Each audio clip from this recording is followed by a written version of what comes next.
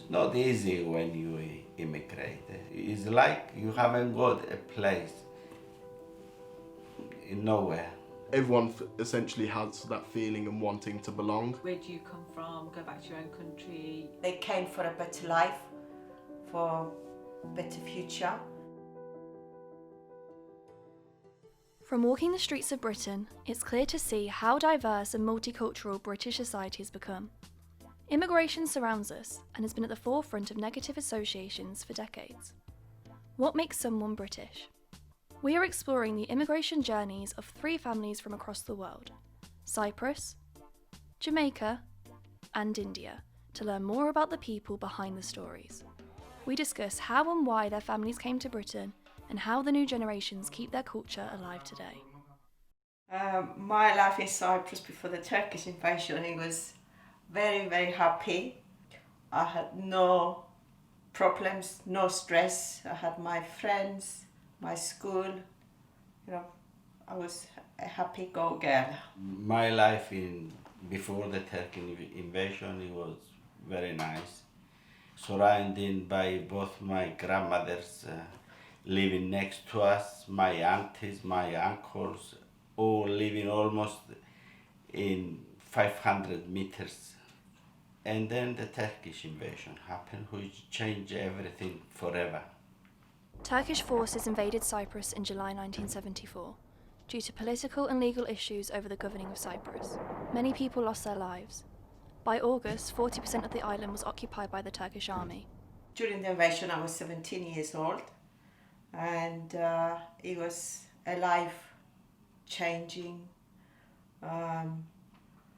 shocking experience. My future changed because we didn't get to finish our college, because we all had plans to study. I was 19 years old, and they called us to go in the army. We went. It was really bad to shoot people, and people shooting you is the worst thing that can happen. During the war, many people lost their homes and began living in the fields. Etihia and her family became refugees. They stayed with their relative but had no communication with Savas as he was in the army. After a month, Etihia and her sister were sent to England. They travelled by ship to Athens, then by plane to England, staying with their Auntie Christina and Uncle Savas in Northampton. Christina and Savas Christofi immigrated to London in 1956. They were from the same village in Cyprus, but came to England separately, where they met due to a friendship between their sisters. Savas was a waiter, and Christina a seamstress, and by 1957 they were married. After my nieces come, my brother come, no clothes, no nothing. No the children clothes. My brother coming.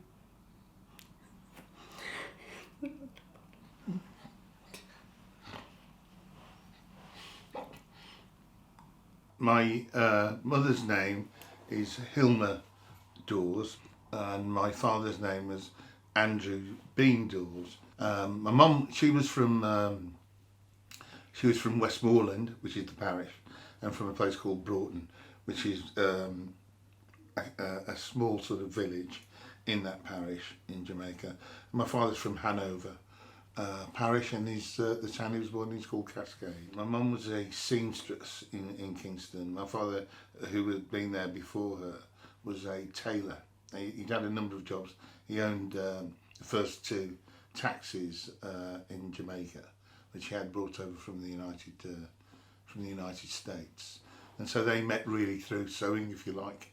I think it was like many immigrants in the mid-50s, and that was, first of all, Britain needed a workforce. Jamaica was part of the Commonwealth. They really felt that riches were here to be gained because of the advertising and marketing, as we call it today, that was done in the island to say that this would be, the making of them, and they would be able to earn untold wealth. And I think that's what brought them here, because economically Jamaica has always been poor. They both came to England in 1955.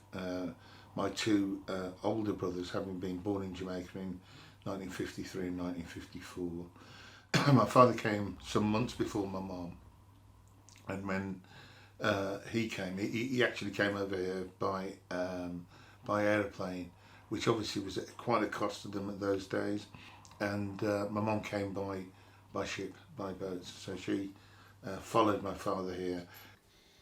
My name is Hirvansko Samara. I'm talking about my dad's journey. Haban's father, Mihar Bassi, was born in Badala in Punjab, India. He worked as a farmer and travelled to England by bike in 1919. He then travelled back to India to marry Haban's mother Qatar and brought her to England in the 1920s. The migration of Punjabi Sikhs increased at this time due to World War I and seeking labour work. After I came here, I stayed in London with his friends. After that, he been a businessman, selling petticoats and shorts door per door in Northamptonshire, Towcester. My expectations of England I didn't have any expectations, to be honest, because I always saw my life in Cyprus. I never wanted to leave my country. I never wanted to live anywhere else. So I never thought how England is going to be. But when I arrived in England, my first reaction was how cold it was. It was September. Weather was snowing. Snowing was used to like a very high, and the toilets was outside. A line of the toilets. Oh, there was a queue no to go. toilet inside. In Cyprus, I was a potter and I was working for somebody who came to England. And he did try to get me a permit working. That's how I arrived here. A year later, I didn't come as a refugee because they didn't give refugee status at that time. When I came, my auntie had to be like my sponsor. If I got sick or if I wanted to go college or school or whatever, my auntie had to pay to send me private or to take me, if I got sick, to take me to a private doctor, because they didn't have any, we couldn't claim for anything. You come to England, you don't speak English, you have no friends, you have nobody. You just work and go home and try to save some money to send back home, to basically to help the ones you left behind. My mum had real ambitions when she came here. I don't know what my dad's ambitions were, because he went from doing what he did as a tailor to driving a bus, because that was the only real jobs that were open to blacks in those days. Remembering that when they came over here, when they were looking for somewhere to live, in the windows, they would go to houses and it would say, no blacks, no Irish, no dogs. And so I think that they couldn't have believed what they were coming into, albeit they still felt that this was the right place to be. History tells us the way that England and Britain portrayed itself, like this is the place to be, it's the place to live. There was a certain vibe to it all that everybody in the Commonwealth really believed in.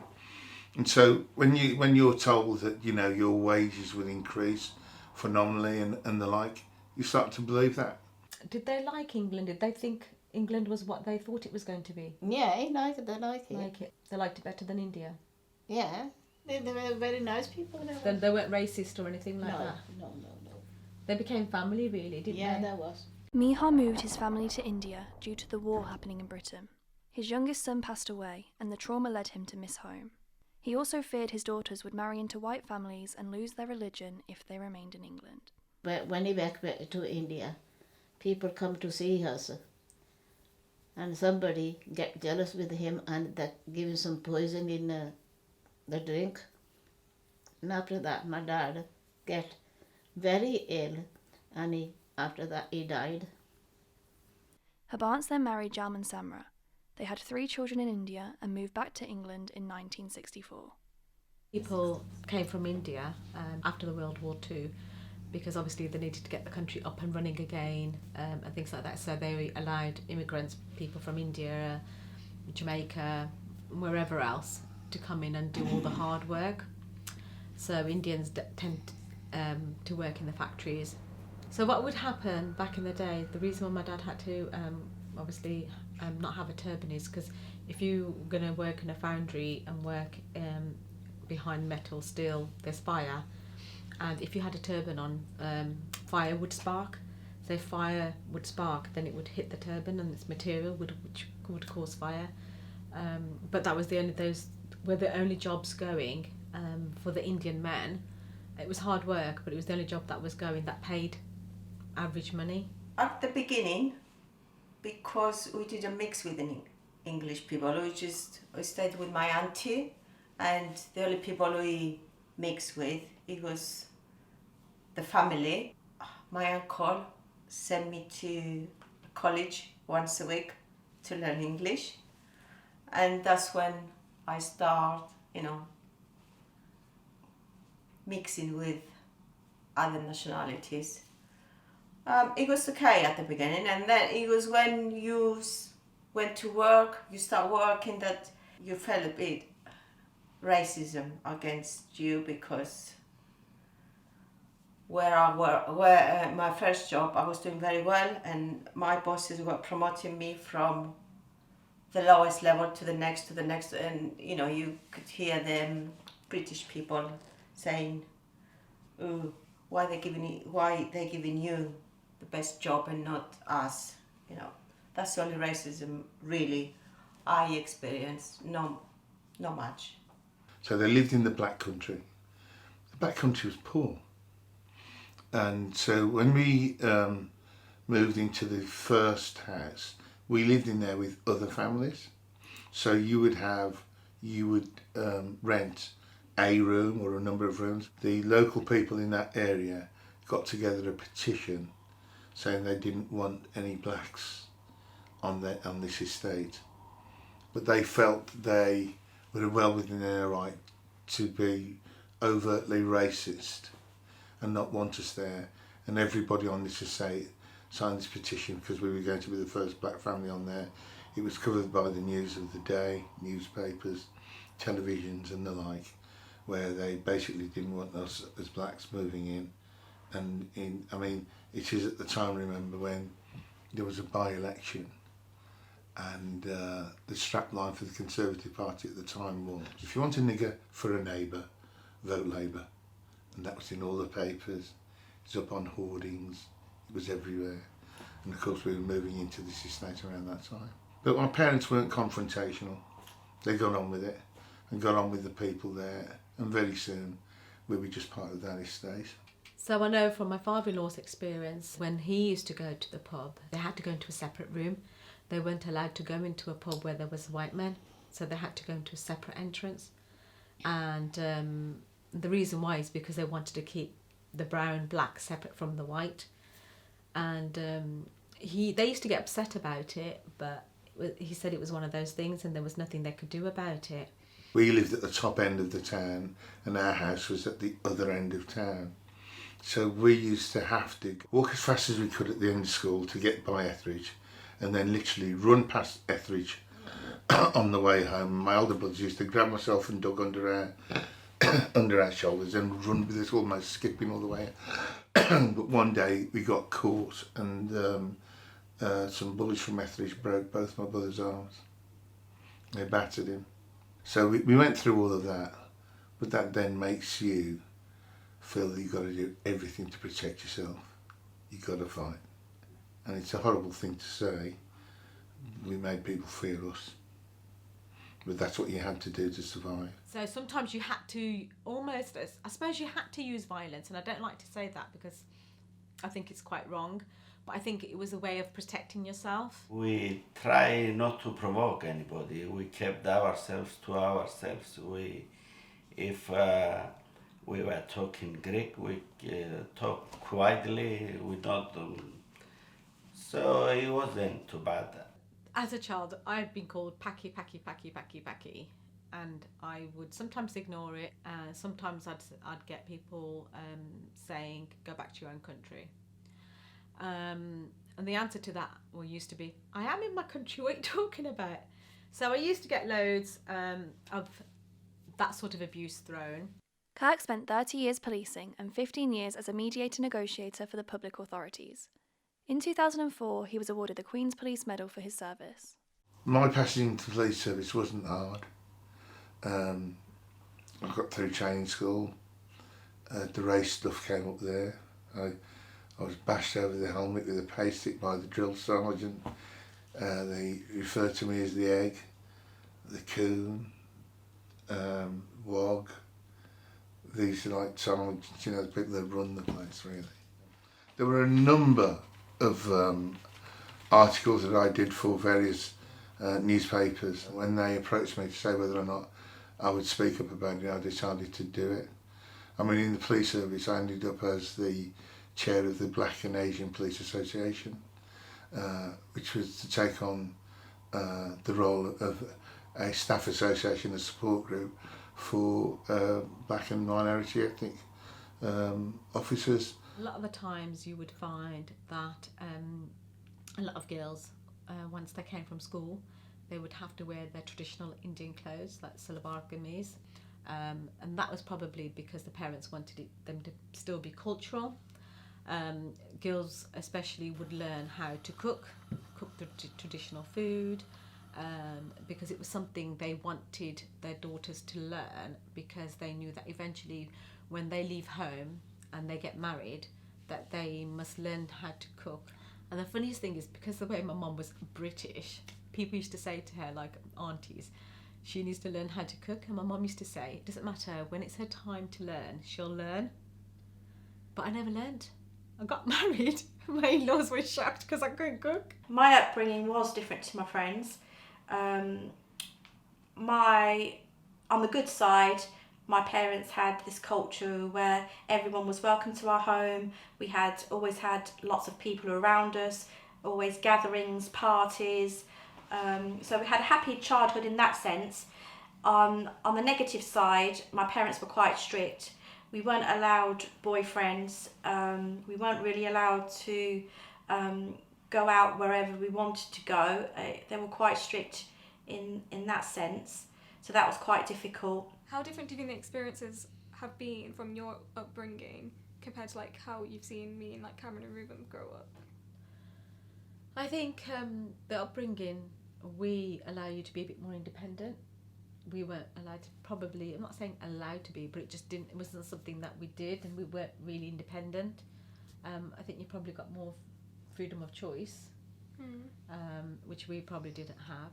I think education-wise as well, you can choose whatever you want to do, whereas I think we were limited. So say, for example, don't have to be a doctor. Yeah, whereas back in my day, if you went to university, you actually went to university to be a doctor, or you went to be a lawyer or a solicitor. The difference between my upbringing and my children's is that my children have had a lovely life, I'd like to think, because they've had more opportunities than I did. They've been able to go where they wanted to, and been a lot freer than I was as growing up as a teenager. Having been born in the country and lived and raised in the country, that I've know a lot of things to do with my Britishness and my mum's side of the family. But when it comes down to your side, it's a bit more like I blame myself for that. I blame myself to a huge extent to that, but not to all of it. Yeah, that I should probably have got you to Jamaica. I never went to Jamaica until your mum booked a trip for me to go to Jamaica, and perhaps I should have done that with yourselves at a younger age.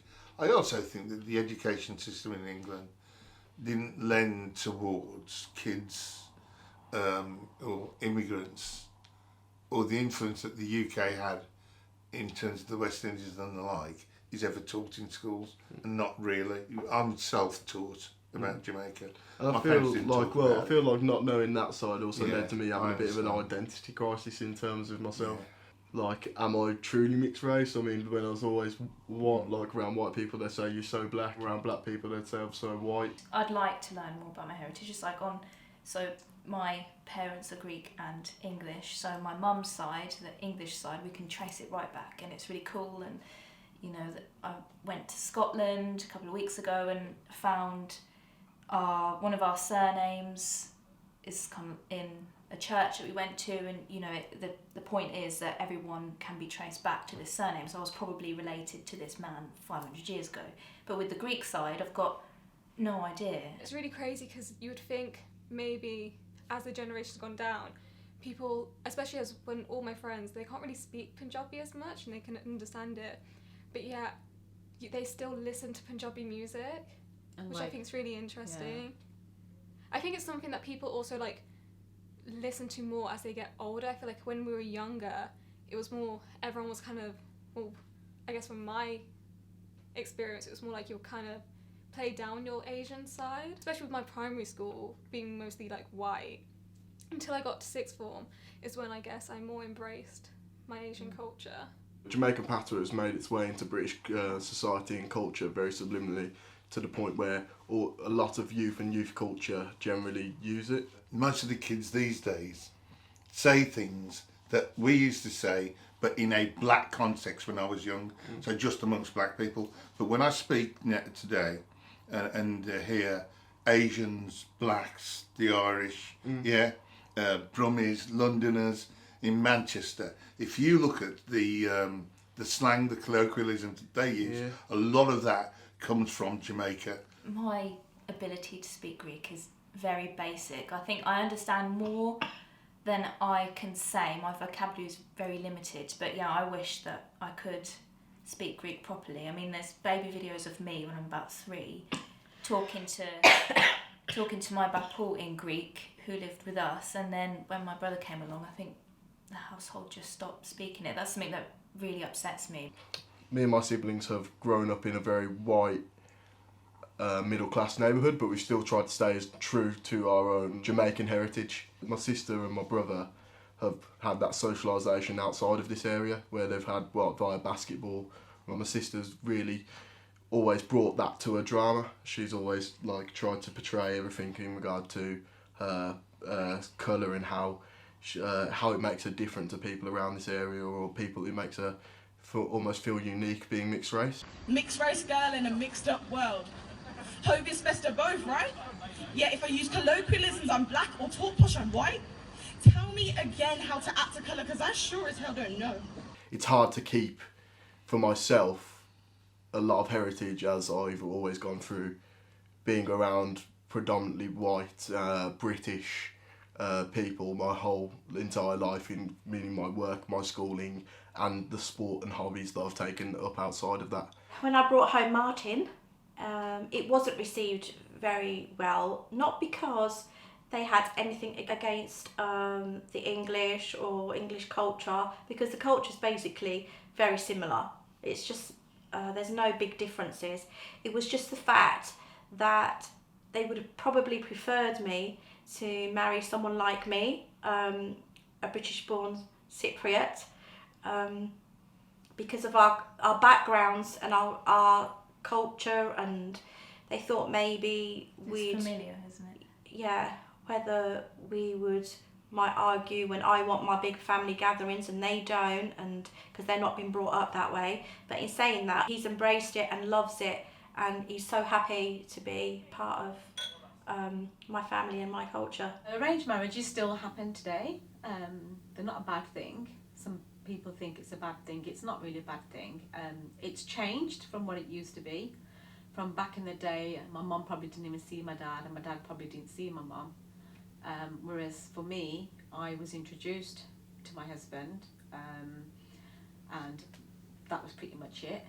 We saw each other's photos, we had a conversation, communicated here and there. Whereas now the generation has slightly changed, whereas obviously, they generally get married. Some get married to anyone who they want to get married to. Some families accept that. Some families don't accept that, but they want you to marry the same caste or the same colour or the same religion. We've been together for about 4 months, or 3 or 4 months, before my dad would actually meet Kirk. They didn't grow up with black people. If they saw a black person in the street, both, my mum and dad, they said they would stare because it was just so unusual. But eventually, I went round to my mum and dad's, and I said to Dad that, something's got to give. There was a lot of tears and upset, and we had it out about the fact that I really love Kirk, and all he said was, the only thing I'll say is that I'll try. And he was true to his word. He did try, didn't he? And he did accept him, and he was his son-in-law really, and he loved his grandchildren. When I go back home, it makes me feel very bad and sad. If they leave tomorrow, I will go back because that's where I born. I've been after the invasion at Cyprus. I've been to Cyprus. I got to see my village. No house. I've been to see my farmer. Nothing tree, nothing at all. It didn't have the lot, but they lost what they had. I lived longer in this country, so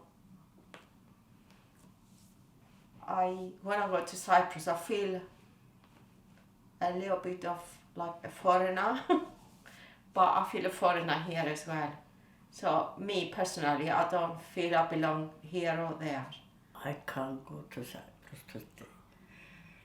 But I can't live with my children and my grandchildren. My daughter is married to English. I got two son-in-law, nice. I'm very happy. And it was only when we were all grown up that they decided they wanted to go back. And so they went back there on holiday and their families, but they could see that they had a better lifestyle here. Though I think they always had a little dream that one day they would return home. Once people had left Jamaica and lived here for quite some time, even Jamaicans don't think of you as being Jamaican, even if you were born there. And they have a term in Jamaica that if you go back, and when they speak to you, they say, "Hey, sir, you come from foreign," right?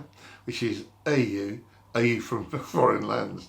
So they say you've come from foreign, meaning that you come from England or wherever, Canada, or wherever you as a Jamaican went to live. So they don't even treat you as though you are Jamaican. We try to keep our traditions, our culture by, the family gatherings. It's like when I came to Northampton, there was no Greek school.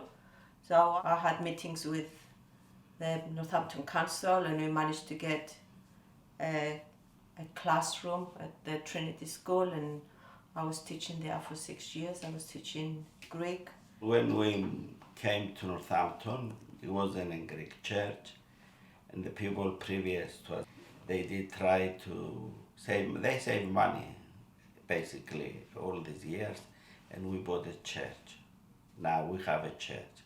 We are not that many. We're about 50, 60 families. Temples, gurdwaras, there wasn't many around, but I remember the Smedhi Gurdwara being one of the only gurdwara that I can recall within that area, within that radius. And I remember people used to travel from far to go to that temple because it was one of the largest, I think, around the area. Oh, the weddings are massive. Basically, when you have a Greek wedding, you give everything. Your guests are your priority. So the food, the drinks, everything is on the couple. No one pays for anything. On the gift side, there's a special dance that the Greeks do, and then people can pin money on them. It can be as much or as little as they want. No one looks at you and scrutinises how much you've put. It's just what anyone can afford. The traditions that we uphold are generally the weddings. That's one thing that's pretty much stayed. It might have got a little bit more Western stuff thrown in, but you've got the manya, you've got the pre-wedding parties, Sangeet. You've got the Sangeet, obviously the food, the drink, the Punjabi music, the traditional wedding at the Gurdwara, doing the fere, Food is absolutely huge in Jamaican terms. It brings the family together. Like Digbeth Dining Club is not just sort of a commercial enterprise for Luke, but it's like a family gathering place. Yeah. A family meeting room where like the chicken has come really because of the way that my mother cooked chicken, my sister cooked chicken, all our wives cook chicken, and now all of you, like when you make your own dinners, you season it all massively in a particular way. I think what Luke's done at Digbeth Dining Club, he's put his own stamp on it, yeah, hasn't he? Yeah. And I do like some of it, but not all of it, yeah, because there has to be that influence that brings in the taste of other people as well. You're all there dancing to dancehall, bashment, all those kinds of music, also drinking Red Stripe, like in the old Jamaica grape soda. It's like the whole thing around that, and like that's where I feel it. Even the buffets when we have like what we call them impromptu gatherings. Yeah. Here, and like the family and friends from everywhere and anywhere will sort of just come to this house, and there'll be Jamaican influence or white influence. That's what I suppose mixed race family is all about. Do you believe the outlook on immigrants has changed? I think it has changed. I think it has changed a lot over the past few years. I think it's got better, but recently I think things have changed again because of Brexit. So I think that's had a real impact on immigration again. Britain was becoming a phenomenal place for diversity, but I think it's taken a step back. But at some point it'll take a step forward again. I just think that people have to remember what immigrants have really brought to this society. Do I feel British or am I English? No, I am not English, because to me English is somebody who's great. Their parents, grandparents, they are English, you know, born and bred in England, English. British, anybody can be British. So, yes, I am British. I'm half English, half Greek now. My family is half English and half Greek. I'm as British as any person out there, and anybody that tells me about putting back into England, I've done my bit. I've done many, many years at it. So I'm as British as them. I might not be the same colour as some of them, but I'm as British as them. Well, I've been in England 50, how long? 62. 60 years, isn't it? 62. 62 years, so I'm English. Do you feel British? I am British. Immigrants, we get the job done.